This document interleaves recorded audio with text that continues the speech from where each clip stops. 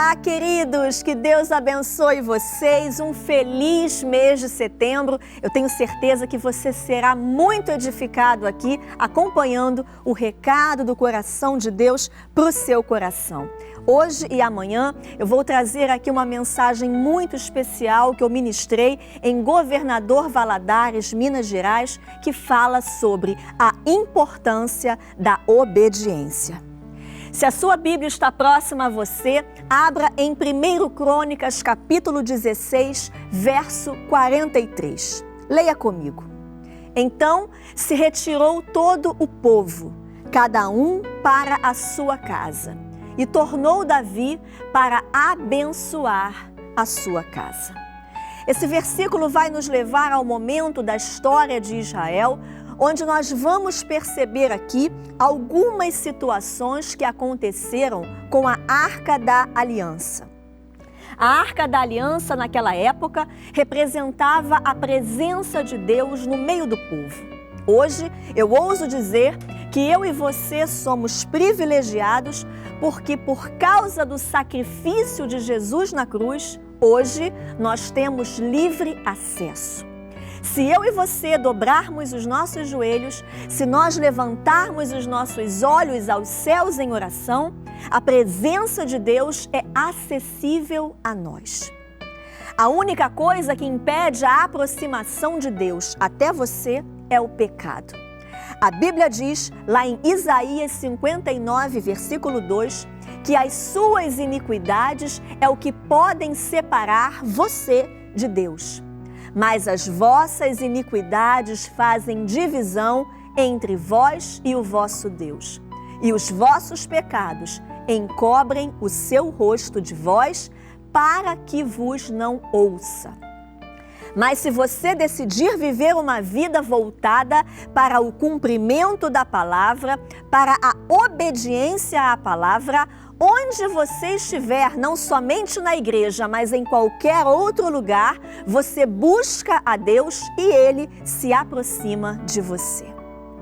Mas naquela época não era assim. Somente algumas pessoas tinham acesso à presença de Deus e a Arca da Aliança representava a presença de Deus no meio do povo. Se eu for explicar para você aqui passo a passo todo o período da história, onde por vários lugares a Arca da Aliança passou, inclusive em mãos de povos inimigos, certamente essa ministração duraria horas. Mas eu vou destacar aqui uma parte da Bíblia onde ela vai falar diretamente sobre o assunto central da mensagem, que é família. Vá até o capítulo 13, versículo 14 de 1 Crônicas.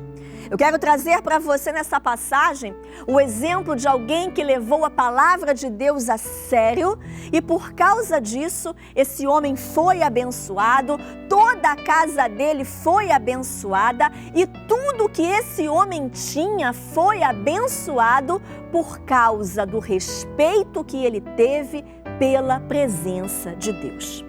1 Crônicas, capítulo 13, versículo 14 diz: Assim, ficou a Arca de Deus com a família de Obed-Edom.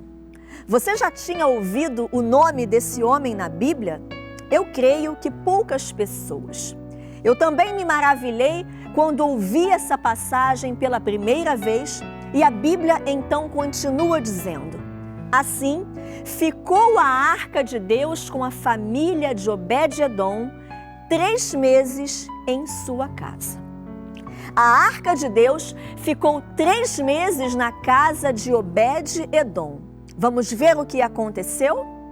E o Senhor abençoou a casa de Obed-Edom e tudo quanto tinha. Querido, entenda algo aqui. Em um determinado momento da história, o rei Davi, em uma tentativa de levar a Arca da Aliança, a Bíblia diz que Davi não foi bem-sucedido. Ele não cumpriu de forma exata as ordenanças de Deus para transportar a arca. Por causa disso, o próprio Davi decidiu que a arca então deveria ser levada para a casa desse homem chamado Obed-Edom. Essa mesma passagem aqui de 1 Crônicas está também registrada no livro de 2 Samuel e eu quero que você acompanhe comigo para que isso fique muito claro para você.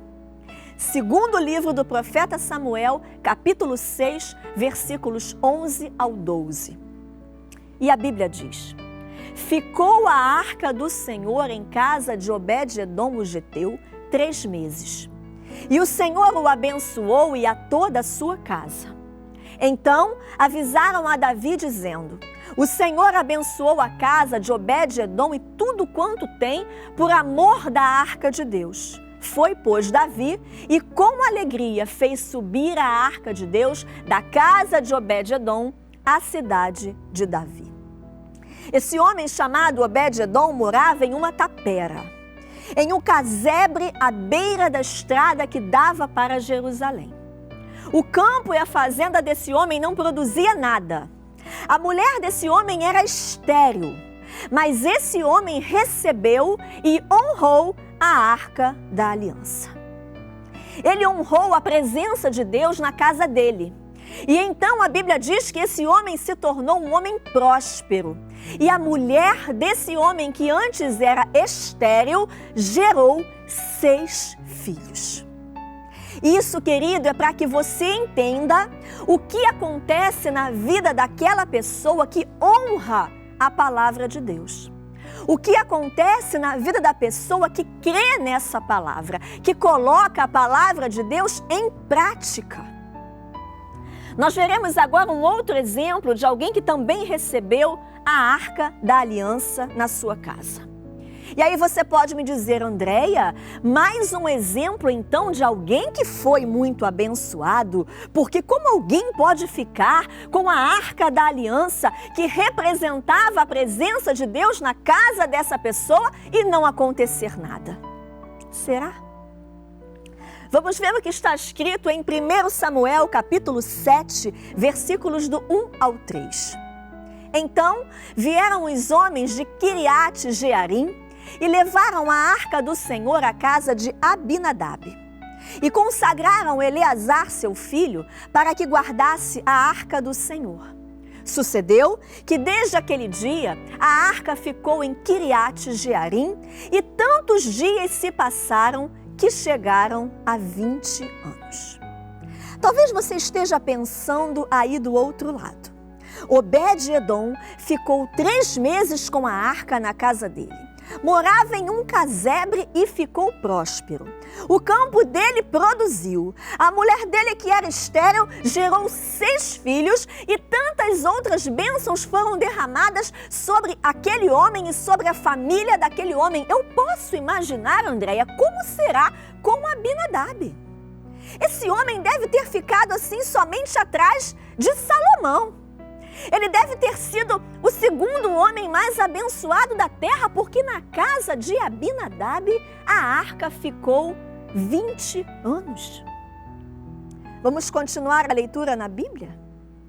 Sucedeu que desde aquele dia a arca ficou em Quiriate-Jearim e tantos dias se passaram que chegaram a 20 anos. E toda a casa de Israel dirigia lamentações ao Senhor. A partir de amanhã, você continuará vendo aqui junto conosco como que essa história vai terminar. Já a partir desse versículo, você percebe que o final dele está dizendo que o povo estava ali dirigindo lamentações ao Senhor. Se alguém está lamentando, se alguém está murmurando, é porque a situação não está muito bem.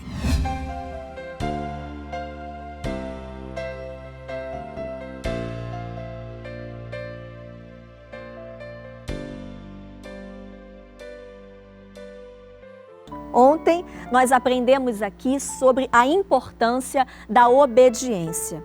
Aprendemos que a Arca da Aliança ficou na casa de um homem chamado Obed-edom e a vida desse homem mudou por completo em apenas 3 meses, porque esse homem honrou a palavra de Deus. E no final do programa de ontem, nós aprendemos aqui em 1 Samuel, capítulo 7, versículos 1 e 3, que essa mesma arca ficou na casa de um outro homem chamado Abinadab. Vamos reler esse versículo? Então vieram os homens de Quiriate-Jearim e levaram a arca do Senhor à casa de Abinadab. E consagraram Eleazar, seu filho, para que guardasse a arca do Senhor. Sucedeu que desde aquele dia a arca ficou em Quiriate-Jearim e tantos dias se passaram que chegaram a 20 anos. E toda a casa de Israel dirigia lamentações ao Senhor. E eu pergunto a você, se alguém está se lamentando, a situação está boa ou ruim? Se alguém está se lamentando, a situação não está nada bem.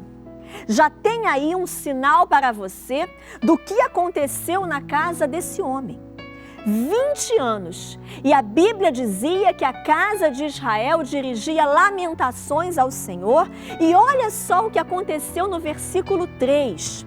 Aquela época era a época do profeta Samuel. E o verso 3 diz: falou Samuel a toda a casa de Israel, dizendo: se é de todo o vosso coração que voltais ao Senhor, tirai dentre vós os deuses estranhos e os astarotes, e preparai o coração ao Senhor, e servi a Ele só, e Ele vos livrará das mãos dos filisteus. O profeta Samuel então exortou a casa de Israel para que se arrependessem. Samuel estava dizendo também à casa de Abinadab, aonde a arca da aliança estava, que eles teriam que tirar os deuses estranhos e os astarotes. Querido, se tem pecado na tua casa, não tem temor na tua casa. Mas se você tirar os deuses estranhos, se você tirar o pecado e tomar uma posição de servir a Deus de verdade, o Senhor muda a tua história. Falamos aqui no início dessa mensagem de Isaías 59, versículo 2, onde diz que a única coisa que faz com que os ouvidos do Senhor fiquem tapados às nossas orações é o pecado. E o que é o pecado? Querido, pecado é tudo aquilo que é contrário aos mandamentos do Senhor, a palavra de Deus. Tem gente que quer inventar mandamento. Tem gente querendo inventar página para colocar na Bíblia, mas não tem como, porque a Bíblia já foi escrita. Você precisa respeitar o que está registrado nela. Tem muita gente se enganando. E Samuel então está dizendo: vocês ficam se lamentando, colocando até mesmo a culpa em Deus, mas Deus não tem culpa de nada, se conserta você, toma você uma posição. Eu quero trazer esse exemplo para a minha vida e para a tua vida. Eu quero trazer esse exemplo para a minha casa e para a tua casa, porque num primeiro momento a gente pensa que por aquele homem ter ficado 20 anos com a Arca da Aliança, tudo seria maravilhoso, mas não. O Senhor quer que tenhamos a palavra dele, sim, mas essa palavra precisa ser posta em prática. A Bíblia diz em João 14, 21, aquele que tem os meus mandamentos e os guarda, este é o que me ama. Aquele que tem os mandamentos, ou seja, ele tem a Bíblia na casa dele, ele tem a palavra de Deus, mas isso por si só não adianta. Para estar incluído no grupo daqueles que verdadeiramente amam a Deus, você precisa praticar. Tem gente que está achando que ama, mas não está, porque não pratica. Aquele que tem os mandamentos e os pratica e os guarda, esse é o que me ama. É isso que fez a diferença entre a casa de Obed-Edom e entre a casa de Abinadab. Não adianta, você pode ter uma Bíblia de cada cor dentro da sua casa, e hoje tem Bíblias variadas. Tem Bíblia para homem, tem Bíblia para jovem, tem Bíblia para criança, tem Bíblia para mulher de capa rosa, capa lilás, capa preta, azul marinho, marrom, tem Bíblia até no celular, mas isso não adianta. O que você faz com essa palavra? Ela é poderosa sim, ela é infalível sim, quando você vive o que ela manda. A Bíblia não foi feita para ficar na sua estante pegando poeira. Eu era de uma religião onde se colocava o Salmo 91 atrás da porta, em uma moldura, e achava que pelo fato do Salmo 91 estar atrás da minha porta, nenhum mal iria acontecer. Quanto engano! A Bíblia é viva, é poderosa, é infalível, é transformadora quando você vive. Caso contrário, eu ouso dizer que ela será mais um livro na sua estante. Se você não praticar o que está escrito nela, do jeito que está escrito nela e não do seu jeito, não haverá mudança para você. Não adianta fazer como a casa de Abinadab estava fazendo, se lamentar, murmurar, chorar. Ai meu Deus, olha isso, olha aquilo. Se conserte você. Entenda algo aqui, querido. A culpa nunca será de Deus. A Bíblia diz, examine-se, pois, o homem a si mesmo. O que você tem feito com esse amor que alcançou você? O que você tem feito com essa palavra que está aí ao seu alcance? Você tem praticado essa palavra? Você tem sido exemplo para a tua família? Porque se você quer ser uma bênção para a tua família, o conserto precisa começar em você. Mateus capítulo 5, verso 16 diz, assim resplandeça a vossa luz diante dos homens, para que vejam as vossas boas obras e glorifiquem o vosso Pai que está nos céus. Esse versículo está dizendo que eles vão olhar o quê? O seu comportamento. Aqui está dizendo de forma muito clara, para que vejam as vossas boas obras. O mau exemplo nunca vai glorificar a Deus. O mau testemunho nunca dará honra ao nome do Senhor. Pelo contrário, eu tenho visto e infelizmente com uma certa frequência comentários do tipo, e fulano ainda diz que é crente. Isso é uma vergonha. Se arruma todo domingo para ir à igreja, mas olha só o que ele faz. Olha a gritaria que é na casa daquela mulher, mas ela diz que dá o dízimo, diz que se batizou nas águas, mas até agora eu não vi mudança nenhuma. Não sei não, hein? Isso é uma vergonha. Boas obras, bons exemplos, esses sim, glorificam a Deus. E aí a pessoa vai querer saber qual igreja que você frequenta, porque a mesma mudança que ela viu na tua vida, ela vai querer para a vida dela. Se você for um bom exemplo, você faz com que o nome do Senhor seja glorificado através da tua vida. A Bíblia diz lá em Tito, capítulo 2, verso 7, guarda isso. Torna-te pessoalmente padrão de boas obras. Aleluia. Quando eu li esse versículo pela primeira vez, eu pensei logo naqueles funcionários padrão que ficam em algumas lanchonetes. Não tem os departamentos que colocam num quadrinho funcionário padrão? Tem uma rede de fast food aqui no Rio que vem lá no quadrinho o funcionário todo sorridente, funcionário padrão daquele mês. E como que a empresa deve selecionar um funcionário padrão, hein?